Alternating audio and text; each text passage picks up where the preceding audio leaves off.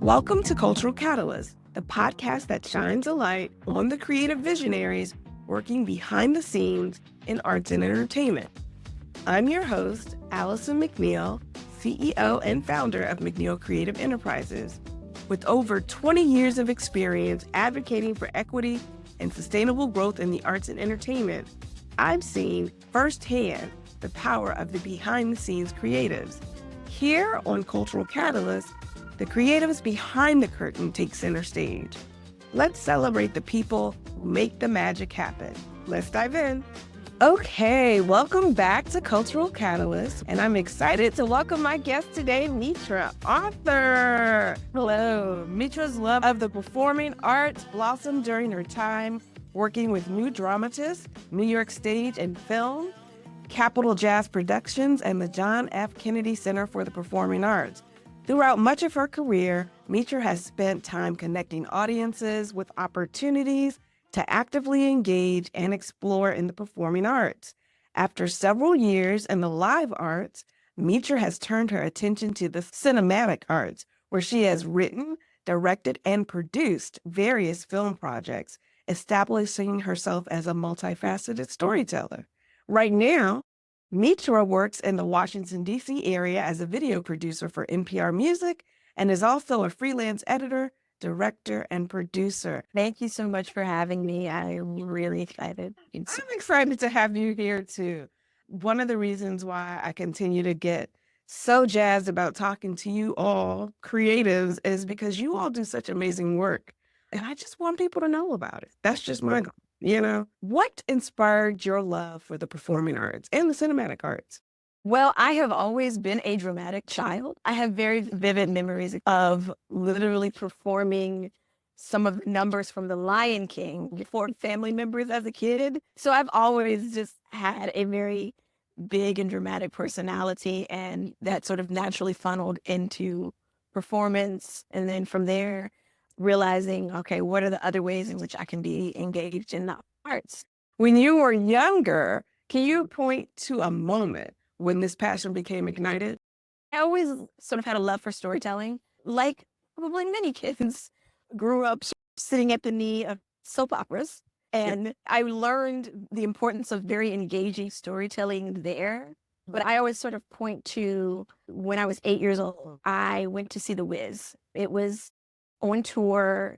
It was Stephanie Mills. It was Andre DeShields, who were the original cast. And they came to Washington, D.C., where I was living at the time.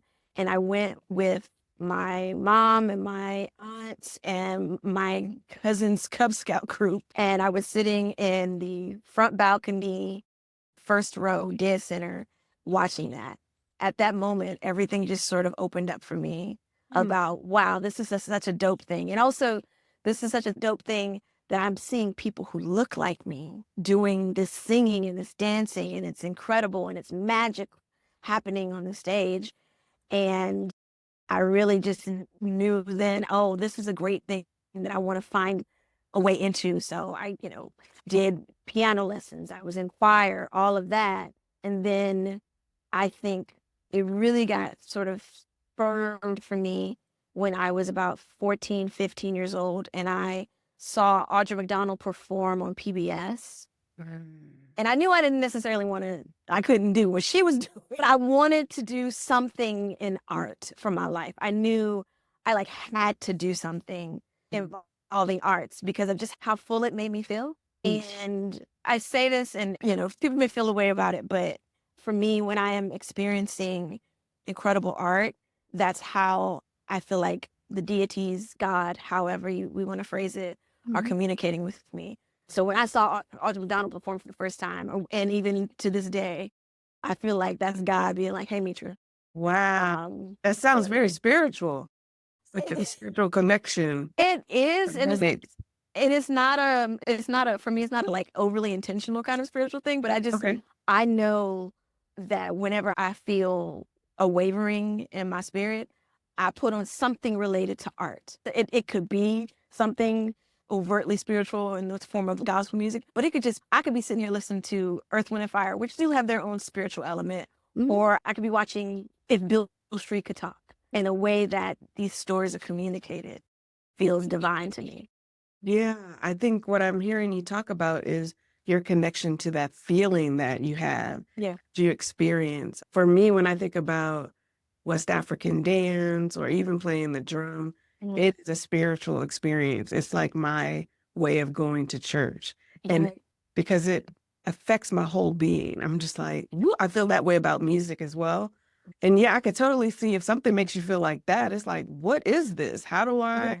How do I get involved? One of the things that I think is really interesting about these conversations that we've been having is everybody that we spoke with first decided that they wanted to get involved because they saw it. They saw it happening. It impacted them in some way.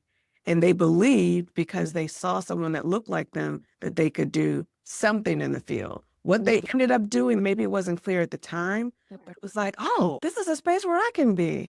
I love that. And then it sounds like it was cultivated through your piano lessons, Yeah. choir, which Yeah. is amazing. That's amazing. I was very lucky in that I have a mother who, when I was 6, actually said, "Do you want to take piano lessons?" I didn't know really much anything about it, but I was like, "Yeah." And she bought a piano and we found piano lessons, and I Mhm. took piano lessons for most of my childhood. I think she never took piano lessons, and I think even to this day she talks about wanting to take piano lessons, and whether it be that or whether it be, like I said, doing choir or her knowing and acknowledging and seeing that, oh, there's certain things that Mitra really likes, and finding the way to expose me to that, because we weren't like wealthy or anything, but my mom found ways to make sure that I was exposed to whatever it was I was interested in, whether it was art, whether it was history, all of that. Shout out to your mom. Can we Absolutely. get flowers to your mom? My mom is Betty. She very much believed that my education, both academically and culturally, did not stop at the school door. And so she made it a priority to expose me to and demand sometimes of me to be exposed to certain things. So, like, I had to watch an hour of news, a half an hour of local, a half an hour of national, because she felt it was important for me to be knowledgeable about what was happening in the world. And this is why you're so knowledgeable today. You find information and you share it. It's just the curiosity that I'm hearing, I'm picking up on. And your mother having an appreciation for arts and culture and Mhm. that it was something that you should experience, but then also recognizing, whoa, this is doing something for Mitra. Let's continue to support and cultivate that. That is a blessing. So yeah, shout out to your mom. Absolutely. Flowers for Mama Betty for all that she did to support your career, but also your vision as a child. Can you tell us a little bit about your career journey from live arts to your current role in video production at NPR Music? Sure, I'll give you the slightly abbreviated. I studied in college. I studied my degrees in English and music, and I did a minor in theater. I came in English and decided to add on this double major of music, which my mom was like, "Let's, rather than switching completely, expand it. So just in case the music thing doesn't work out, which I know you're great, but let's also have the stability of the English degree." While I was in college in South Carolina, which has its own sort of good theater and arts community, but is not as robust as a more metropolitan area like DC. I sought out opportunities and learned about the arts, learning about a local high school that was doing a production of the Mikado, the opera piece, and going to them and saying, "I want to learn how to put on an opera.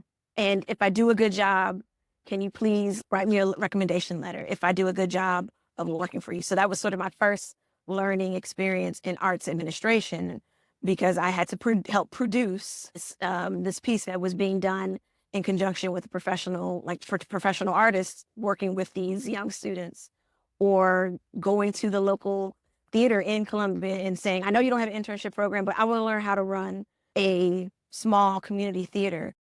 Oh, can I intern with you for the next 6 months? And if I do a good job, can you write me a recommendation letter?" And that was like a lot of some of my early experiences in Columbia, where there weren't necessarily sort of pathways. And then that led me to structured internships in New York, working with New Dramatists, which is a wonderful playwrights advocacy organization. So getting to meet playwrights and getting to understand what it meant to support them. But also they have a beautiful library filled with work from the member playwrights, and who include like August Wilson, like all these amazing people. And so just getting to be a community, but also having that summer of just nothing but theater was amazing, and getting some incredible experiences, which then led me after that, and doing some other internships in phenomenal sort of places, New York Stage and Film being one of them, landing at the Kennedy Center, which was not where I thought I was going to end up. About a year out of college, the Kennedy Center was always sort of a like, when I'm 50 or 40 or something, Right. get to a certain, that's where I want to end up. And then I was like in my early 20s at the Kennedy Center working for a program that unfortunately doesn't exist anymore in that particular structure, called Explore the Arts, which was an adult art education program. And so we did master classes, lecture series, film screenings, all just manner of ways, open rehearsals, all different ways to connect adult audiences to the arts that they were seeing. Because I think, just to sort of tangent real quick, there's a lot of understandably and deserved sort of emphasis on arts education for the youth. But if you don't have adults in their lives who understand the importance of arts and are curious about it themselves, then it's hard to, have that support for those youth. And I was lucky enough to have an adult in my life who was curious about art. So being able to work there and create programs and help produce programs that connected adults and sometimes kids, but having those opportunities for adults to sort of never lose that contact with art. So seeing someone who has a 9 to 5, perhaps maybe working for the federal government, but they're taking a dance class with Alvin Ailey American Dance Theater, or taking a dance class with the Bolshoi Ballet, or what have you. That's such a beautiful thing to see them have a moment to really be an artist in their lives. So I did that for a number of years. And while I was there, one of the things that we did a lot was to film interviews with the artists that were coming in, whether it be sort of events that we did involving those for the public or just sort of separate interviews. And I started to really get interested in video editing and filming, and what is that, this is a different way to sort of reach audiences and connect audiences with art. And so I was very lucky that my supervisor, the amazingly dopeness that is Vanessa Thomas. Flowers to Vanessa Thomas. Flowers to Vanessa Thomas. When I said to her, I want to learn this thing, she said, okay. And every time I sort of like came to her with wanting to, I want to explore this thing, or I want to learn this thing, or I'm doing this other thing, I always got support from her and encouragement from her. When I decided that I wanted to go to film school and learn how to do this in a structured way, I got support from her. I got not only support from her, but I also remember very vividly, I was honestly chickening out when it came time to the deadline. She was going to write a recommendation letter for me. And she was like, okay, when is it due? I got to send that to you. And I was like, oh, I think I'm not going to do it this time. And she, was like, wait, when is the next deadline? It was like, okay, if I don't see your application packet by such and such time, I'm kicking behind. She gave me that very firm but loving sort of push to really go out here and try to pursue, doing video and film related work. And so I always have a lot of love for her, both as a supervisor, but just as a continued mentor in my life. So yeah, then I was in film school, which intersected with the pandemic, which was an interesting experience as I'm trying to finish my thesis film. And I went to American University and was very lucky that I met some incredible, thoughtful, and talented, both faculty, but also fellow students who really wanted to make work that had made an impact, that wasn't just sort of hollow. And that's sort of part of how AU's film program is run anyway. They've got an environmental doc program. They've got programs that are sort of very centered towards that you're making an impact with the art that you're making. And so, yeah, I did my film program and met some great people and learned about how to make work, and then eventually ended up at NPR, where I am a video producer, primarily working on music. OMG. Two things, among other things, stood out for me. And I just want to piggyback to just pull a little bit more into that is like your awareness to go into these spaces as a young person, young being college or even younger. I want to do this. How can I get some experience? I want to do this. And like creating your pathway, being clear about what you want to do. Where did that clarity come from? I really don't know. I mean, I knew that for me when I was in college, being able to do these things meant, oh, I need to move. I need to go to New York. I never ended up living in New York for longer than a summer, but that was what my mindset was at the time. And it was, okay, I can't just land there. I got to figure out how to get there so that once I'm there, I'm going to stay. Once I get to these spaces, I'm going to be able to stay. And so part of it was just sort of like, sometimes it's opportunities that come your way. So like the high school sort of situation with the opera, they came to our music department looking for students to help teach the kids their vocal parts because we had a very robust sort of music education program, which I was not a part of. My concentration was vocal performance, but I also knew by that point that I didn't necessarily want to perform, but I knew I still wanted to find a way to touch art. When they came to and asked for this help, I said, listen, I can't teach these kids how to sing their parts, but I want to learn how to actually put this whole thing on. I truly don't know. Like, it was really just like the opportunity presented itself. And so I said, well, look, this is what I can do. And this is what I would love to get out of it.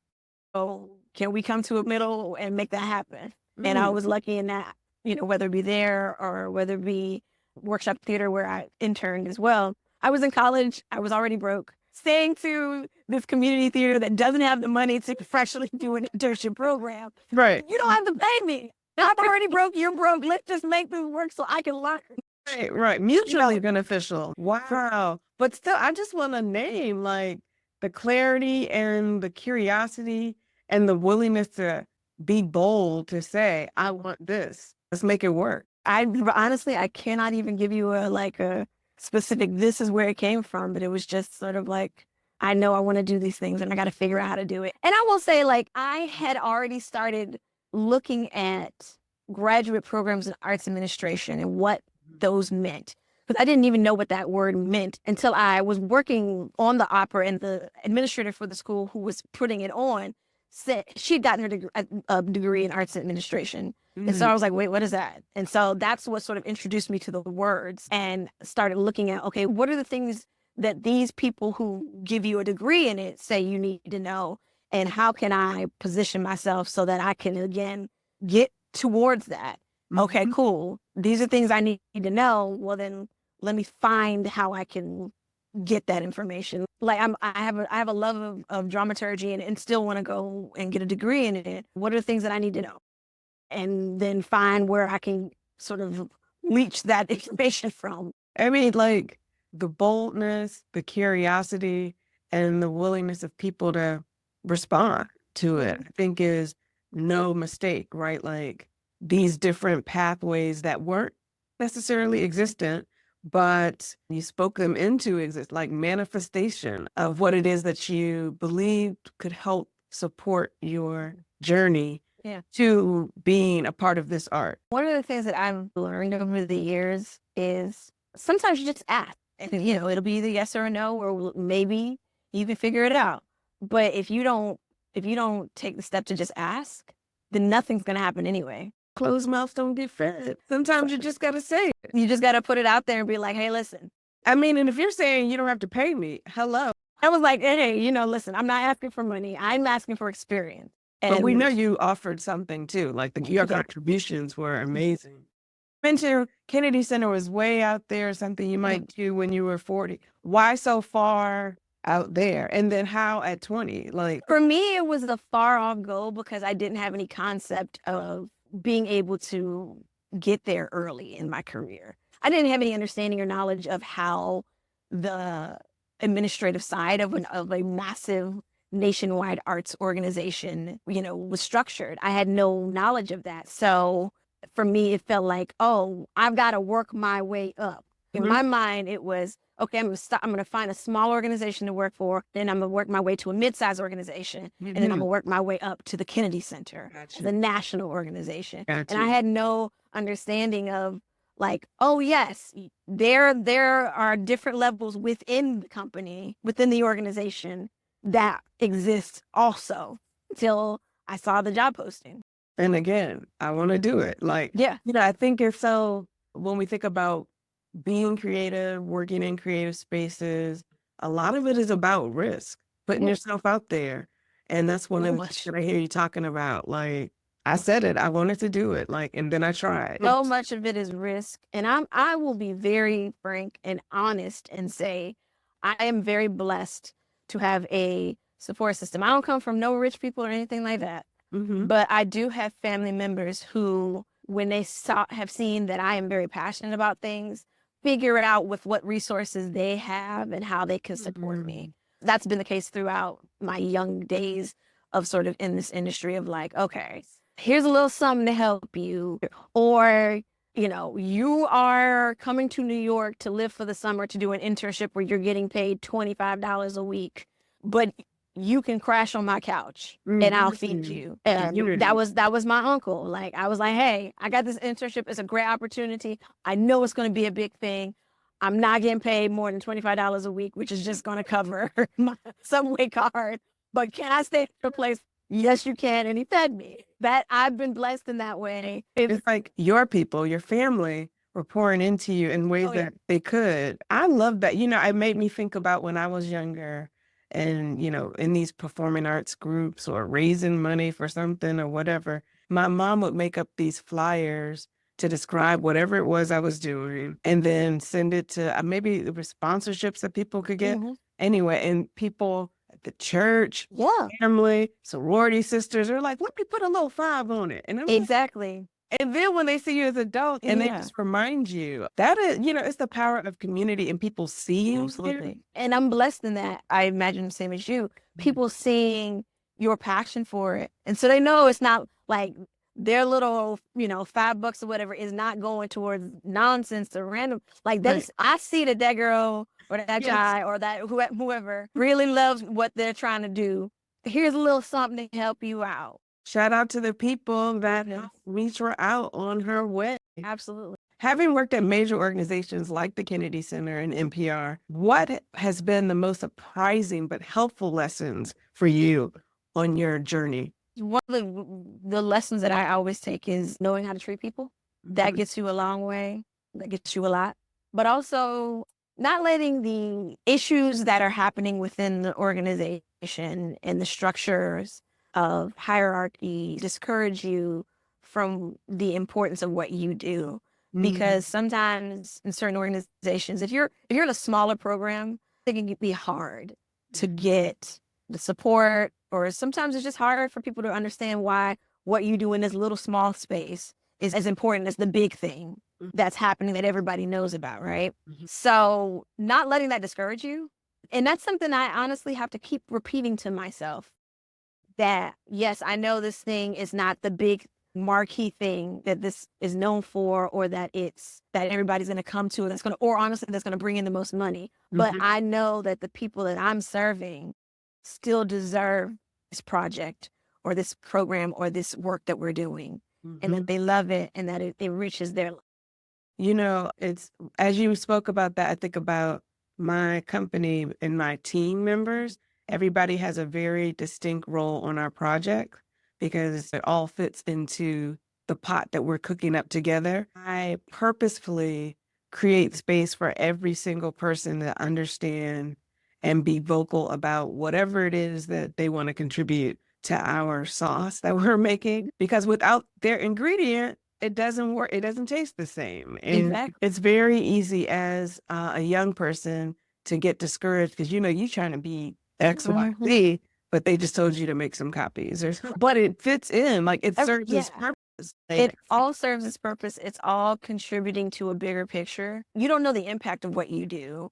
You don't know that this thing that you may be pouring a lot into, but you may feel like, oh, I'm just not getting there. It's not getting. It's reaching who it needs to reach. It's reaching the people that need it. Yep, that's right. And everything happens in a way that you could, if you had it to make up on yourself, you wouldn't even put it together that way. And it ends up coming together. So maybe I was working on that program this time, but when I was working on this program, I met such and such who then put me onto the other program. And that, you never know. Yeah. I mean, it's interesting that we're having this conversation today and we're talking about this because I'd done for NPR, I'd been on a podcast about music that came out last year that really impacted us. And I had sort of talked about this song that really hit me in my spirit and just always brings me to tears. It's Wait Till I Get Over by Durand Jones. It's a piece that I just really love. And so I did this podcast sort of talking about my own feelings about it and just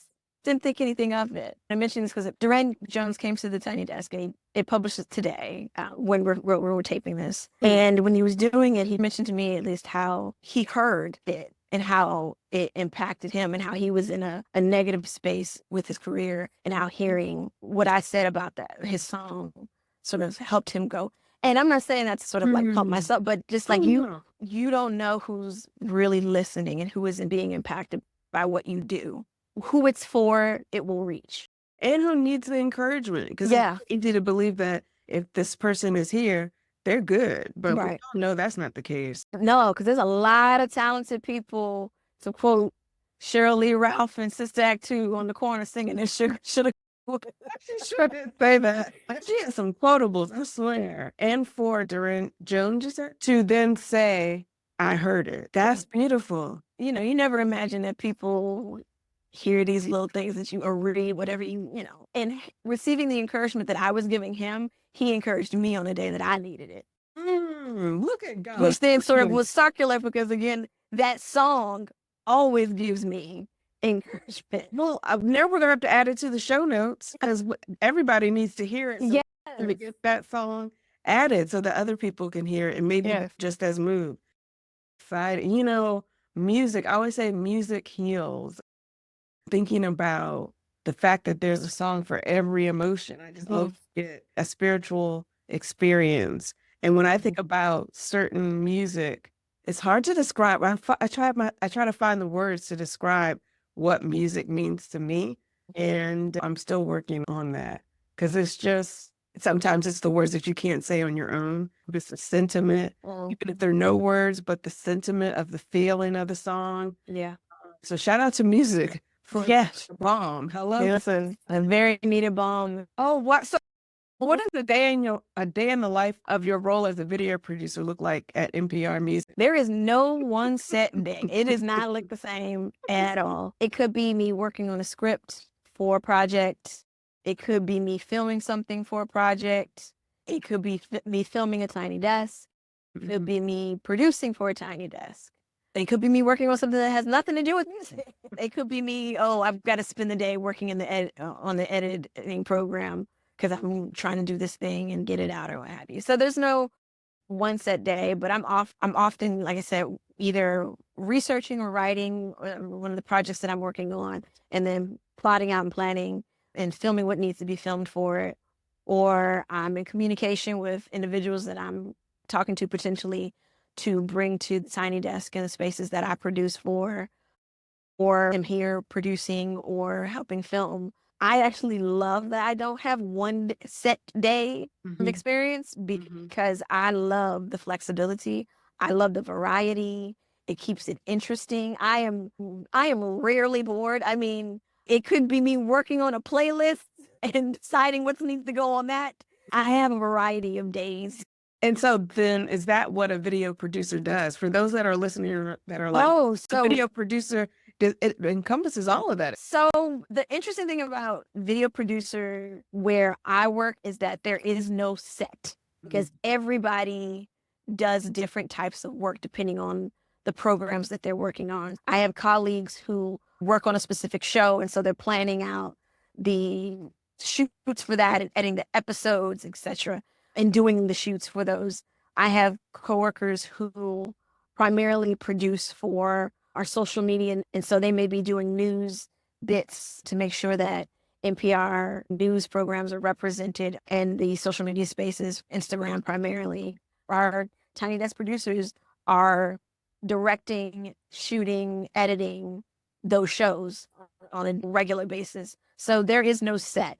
In terms of a wider range of what a video producer does, you are sort of some of what I've mentioned, where you are, if you are an independent producer, you're working on a script, you are coordinating whatever the necessary shoots look like, you're liaising with the client, whoever that may be, you are doing whatever those shoots have to be, working in the editing process, and that's a very complex process as well. If you're doing it yourself, and sitting on whatever your editing software is for however long that takes, finding whatever music, making sure you're doing that storytelling that it needs to be, whether it's fiction, whether it's doc, whether it's commercial, whether it's client work. But it's basically using all those skills of coordinating, of writing, of communicating with client, whoever that client is articulated to be, and then telling that story. It sounds so intricate and like so many different steps. And it sounds like it requires a number of different types of skills to be able to lean into all of it, working with the client. Because there's the soft skills and the hard skills. There's the, like, how do you manage personalities, both your team, your people who you work with, the client, how do you manage their expectations? And then also the physical of like knowing how to use a camera, or knowing how to use the audio, equipment, or knowing how to use the editing software, knowing how to light, knowing how make sure that people don't look terrible on camera, for they're properly lit, that it's being recorded in the necessary way for the necessary outputs that it needs, making sure that it can be heard, the audio is right. And so most video producers, I'm not speaking in sort of a film space, I'm speaking more of a client, commercial, nonprofit, news sort of space. You kind of learn how to do it all. You learn how to edit, you learn how to shoot, you learn how to run audio if you need to, you learn the basics of lighting so that you can, if right now I needed to do an interview with somebody and it just gonna be me, I know how to set everything up so that I can get what I need to get. And that's in that one space. person. Yeah, I mean, there's many times when it's been, I've definitely had shoots where it's just me, or it's me and another person, and you're doing a little bit of everything. It's interesting that you're talking about that. We are at MCE, we are in the midst of working with 14 different arts organizations to create what we're calling mini docs that tell the story of who they are. That goes beyond maybe what grant applications ask them to say.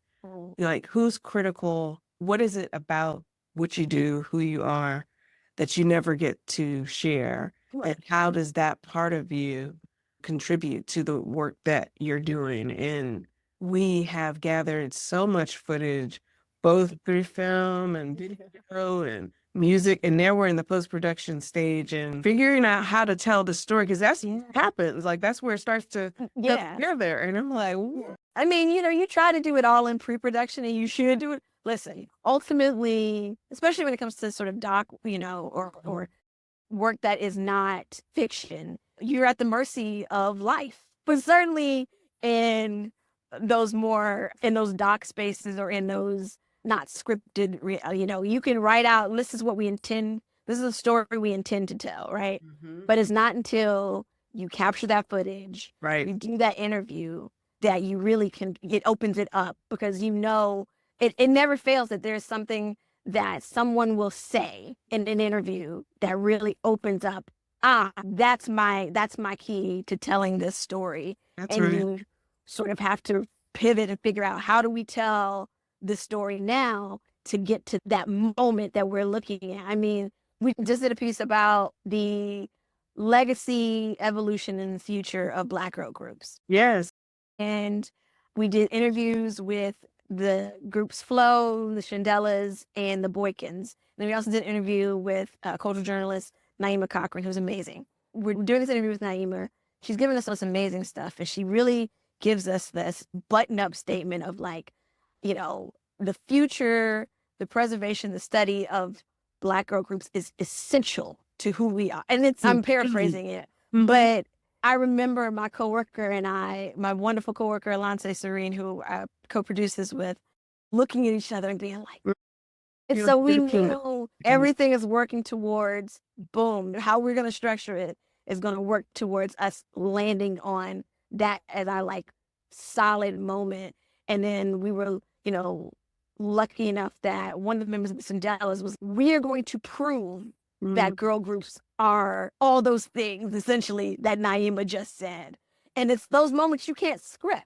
You can't. And thank you so much for unpacking both the process of what it is that you do, but also what happens in the editing process, and shouting out your newest project, which we're also going to put in the show notes so everybody can see it. I saw that yesterday, and it was reminiscent of my childhood, watching the groups that were out in the 80s and the 90s, but then even my mom's journey, thinking of the songs that she was listening to, hearing, I want to say, I think it was Coco from SWV talk about, I started out in the church, and when we were growing up, this is how it started, and how just what it looks like to get involved in this as a Black girl group. It changes over time. And so shout out also to the playlist that you all created. Thank you. Of Black girl groups music. Yeah. Like, it's like from the 50s. I know I saw something from the 50s, like the it starts at Ronettes 57. Bobettes with Mr. Lee. Okay. Mr. Lee. Mr. Lee. On Cosby Show. Yeah, yes.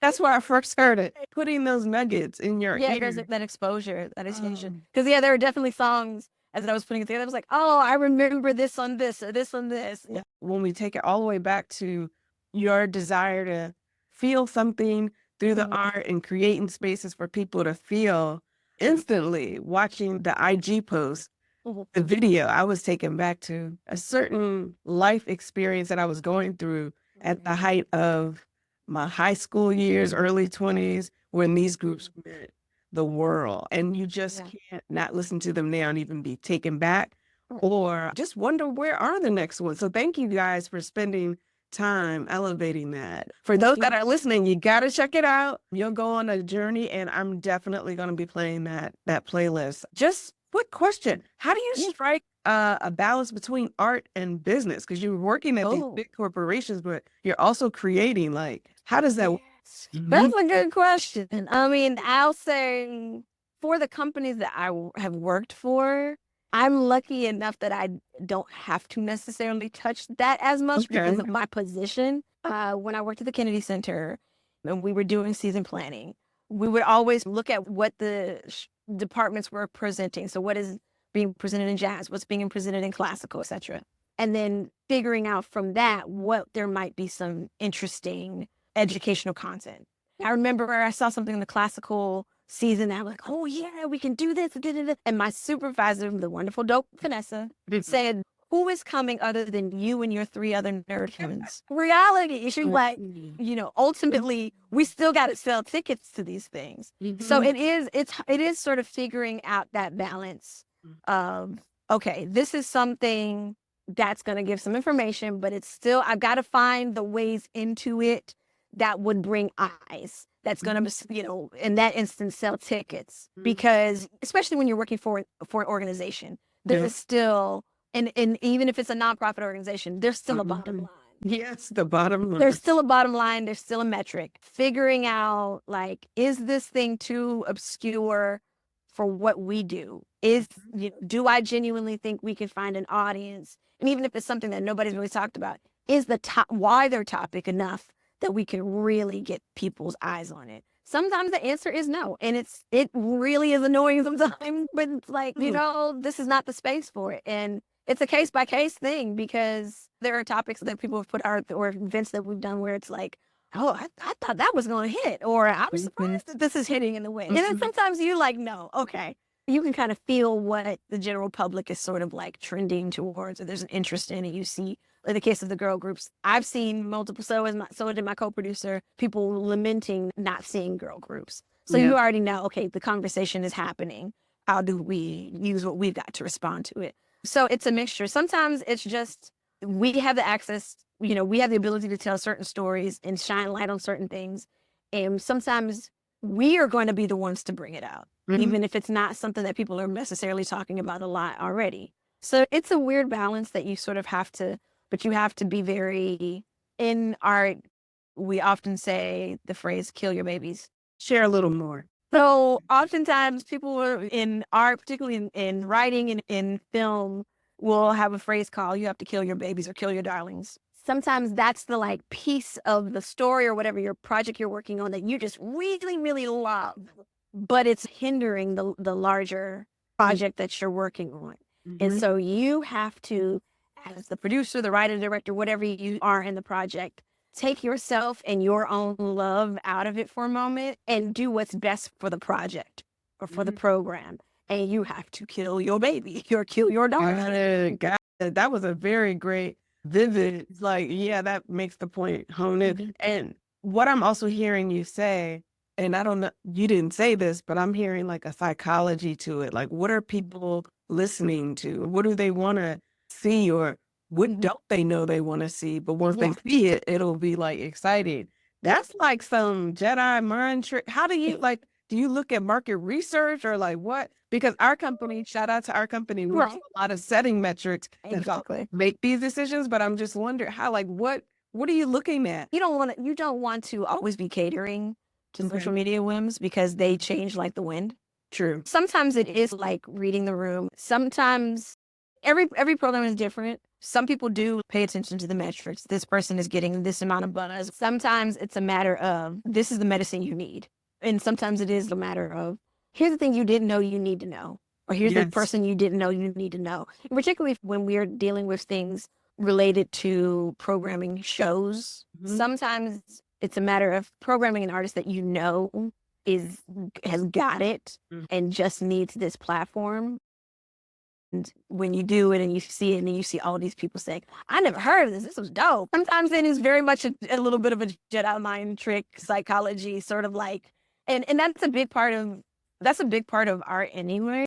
Sort of like reading personalities, reading whether it be individual personalities or wider personalities and anticipating and kind of seeing like what I feel like is actually happening is, this thing that people don't realize that they want to sort of understand more about. So what I hear you saying then is like when you, in the bio, I mentioned Capital Jazz Productions and thinking about the festivals and there'll be like an India Ari and then maybe another artist that's similar on the spectrum, but you don't necessarily know. And it's like, I came to see India Ari, but now leaving this, and they just did that to us and we didn't even know. Exactly. A lot of times it's very much like, here's this big thing you know. Here's this smaller thing you don't know. And I'm going to position them in a way so that one feeds the other and you don't even realize it. It's a science. It's also like a art, a creativity, right? Like because ultimately, no art is created in a vacuum, and there's a lot of things that are influencing each other. So this artist sounds very similar to this, or has a sonic sort of connection, even if it's not one-to-one. So I think you'll dig this person. Wow. Or I've seen a lot of chatter about this particular topic. We don't need to add another voice or add another piece about that topic. But here is this thread that's sort of an offshoot of that. Right. Let's address that. Because if you're interested in this, you're going to be interested in the offshoot connected thing. I can't tell you how many artists that I discovered listening to The Tiny Desk, especially in today's world. The Tiny Desk is a huge endeavor and an incredible myriad of artists. And it's taken flight, especially during Black Music Month in the communities that I'm in. Shout out to the creators, Bob Boylan, Stephen Thompson, and to the dopeness that is Bobby Carter, who has taken up that mantle and is really just like, taking it to amazing places. You mentioned the Tiny Desk at NPR Music, but I feel like, weren't you also working in jazz too? I do. I also work in jazz. I work for a program, Jazz Night America. We have a radio program and we have a video program. The dopeness that is Christian McBride is our host. So there's episodes where he's covering the gambit of topics and people in the spaces of jazz, big jazz and little jazz, as we like to say. Okay. And then the video space, sort of presenting concerts and short documentaries as well. My goodness, it just sounds so many things that you're able to do while working in this role, but at this organization. I wonder, what are some of the misconceptions about your work in an organization like this? Even Kennedy Center, for that matter. That's a hard one because often people just don't have an understanding or even have a thought about what. So it's not necessarily they're the wrong people. They just don't have any understanding. Like there's no starting place. I want to take a left turn as I point to the right to talk about your film projects. Yeah. The Beauty in Trying and Enuma. Both film projects cover deeply personal themes. What is your approach to choosing and developing these stories? I'm always sort of trying to find, well, I'm very drawn to telling stories of women, particularly Black women. And I'm always interested in the interior life of us as Black women. And so in the case of Enuma, which is essentially like a made-up word, it was one of those Urban Dictionary kind of words, which was food that I found, and I was like, I'd have to dig it up right now because it's been a long time since I've even thought. I'm like, this sounds French. I'm not sure. Yeah, but in the case of that piece was about a woman coming in contact with her younger self and sort of reflecting, the two of them having a conversation about the journey from young to where she is now and how that journey didn't necessarily flow the way that young thought it was going to flow. And so those are the conversations that we have with ourselves, of like, what did I think I was going to do versus what I'm doing now? Yep. And I just sort of personified it by having these two individuals. Is this something that we can watch? Can we put a link? I'll confirm that and I'll let you know. We will share it with him. Why film? We went from, we said live arts, but performing, cinema, like why? You talked about when you were at the Kennedy Center beginning to do some filming, but what made you want to create your own story? There are, in both spaces actually, limitations to the form. And I believe in not shoehorning a story into the format that is not best for it. Some stories are best on stage. Some stories are best in the written form. And some stories are best on the screen. And so I wanted to learn, studying theater and studying music. I, had an understanding of how to do that. And studying English and having understanding of how to tell that in a written word. I wanted to learn how to tell a story in a visual context where you were literally show, not tell is the directive for it. So for me, it's just a matter of widening my knowledge base and my abilities and my toolkit on how to tell stories. And even knowing that sometimes a story is not good for a video, but maybe it's good for a photo essay. How do you know that one is better for the other? What about it is like the distincting factor? Because of the ways, for me, the way how I'm trying to tell it. So if I'm telling something that's going to require a whole lot of visual elements, I know that's a film for me. There's things and places that I want to take that story. That's a film for me. Because even if I'm not physically going all over the world, there are things you have the ability to sort of fake and create in film. Some stories, because of how in-depth and nuanced they are, honestly just be a great novel or a great short story. Because sometimes there are things in the interior life of those characters that no matter how you try, you're not always going to be able to get across on stage or on film, but giving that character the opportunity to tell their story and their voice, and then us relying on our own imagination to fill in that gap is it. And then stage, sometimes stage is sort of a beautiful medium between the visual and the written sort of way, but you also have the limitations of physical space. So if you have a story sometimes that doesn't need to be all over the place physically or have a lot of visual elements, but it's still opened up in a way you can put that on the stage and there's an intimacy that you can still create, but you're also sort of having that conversation with the audience where you need them to contribute to it as well. Thinking about those books that end up becoming films, and maybe they did and maybe they didn't need to be, but I'm going to think about that a little bit more when I experience something and think, is this the right format for it? Yeah, I've had stuff where I was like, should just leave this as a short story. Because this look like homework as a, how intricate it is or what have you.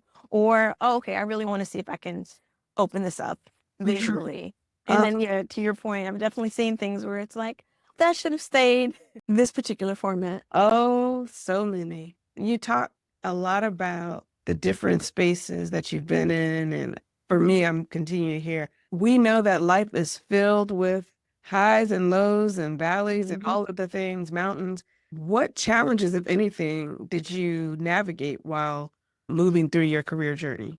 I mean, on a practical level, finances, like, it's not an easy task to be working in art spaces or nonprofit spaces. We know that. Sometimes the difficulties you're facing are of your own creation, your own sort of belief in self, your own sort of belief in ability. Sometimes it's a matter of finding the right collaborators and, knowing that you have this story to tell or you want to do this, to cover this topic, but you just don't have the ability and the bandwidth to be able to do that. And you're at a loss for those resources to be able to tell it. Those are some of those sort of like stumbling blocks that definitely, but sometimes it's a matter of, okay, pivoting. So what happens to the new young person that's like you when you were younger, the new little Mitra that comes to you now with all your experiences and says, I want to do what you do? How do they do that? Like, how do they even, since it's not something that everybody knows exists in the conversation about the misconception, how do they even get to do what you do? Curiosity and openness are the key for me that have sort of guided me.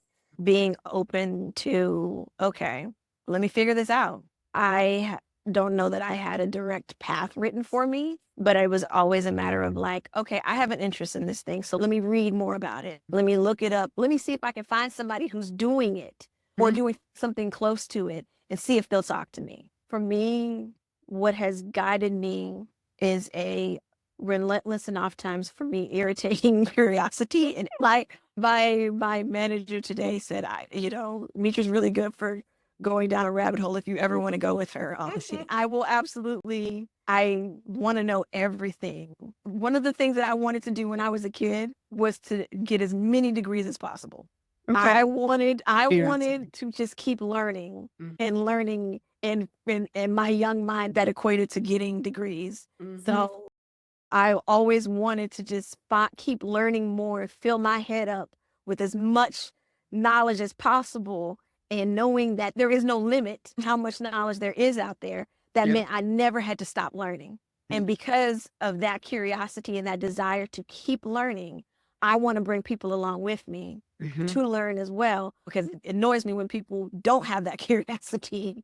I say to somebody who's interested in figuring out these things, be curious, ask questions, be open to what those answers are going to be, even if they're not answers that you either anticipated or like. The hard skills of, learning in terms of video producing, there's the hard skills of, learning how to write, whether for whatever type of work that you're working on, the hard skills of learning how to edit. And I'm not talking about a specific editing software.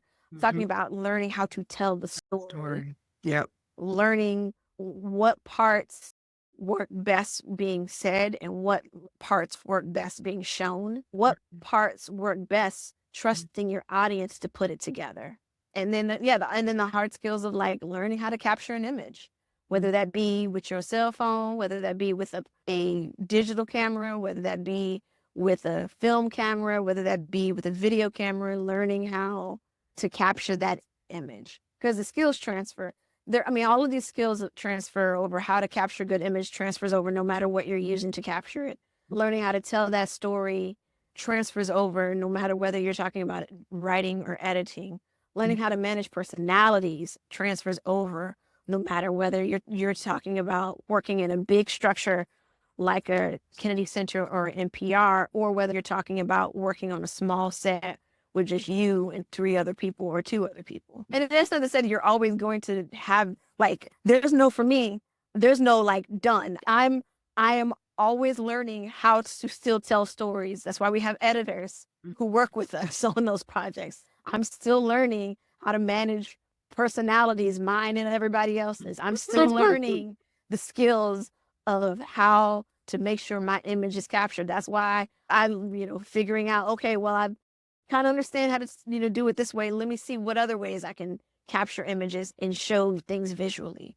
Always learning, always be learning, because the rest will fall into place. If you have that curiosity and that desire to learn, how you communicate what you've learned will fall into place with your own heart's desires and passion and skill set. Not everybody's skill set and desire is going to fall in line with video producing, but those skills that you sort of are building and that curiosity you have will transfer to other places. You may not want to make doc films. Like fiction work may be your passion. My passion and interest in history has informed scripts that I'm working on for fiction pieces. Projects that I've worked on as a producer that are fiction informed by history.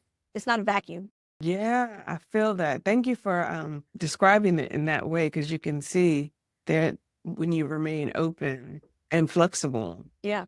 What's next? What else are you working on? I don't have anything in the cooker in terms of narrative work. I'm finishing up the BDA Shrine so that can come out soon. And then I've been, very blessed to produce some work that's I'm really passionate and strong and excited about from other people. Part of for me also is finding that sometimes the way that I contribute is by helping other people bring their stories out, their passions out. I'm really lucky that I've got some folks who have trusted me to be producers on their work to help with that. And so, between the work I'm blessed to do with NPR and then supporting other people's work, my cup is sort of at the top right. Okay, Mitra, where can the people find you? They want to find out some of these great things that will be in the show notes, but also other ways to know what you're up to. You can go to npr.org to find some of the work I've done for NPR. Search by your name? Yeah, search by my name. All the work that I've done for the program there. You can find me on Instagram. I have a website. So yeah, all of that you can find my work.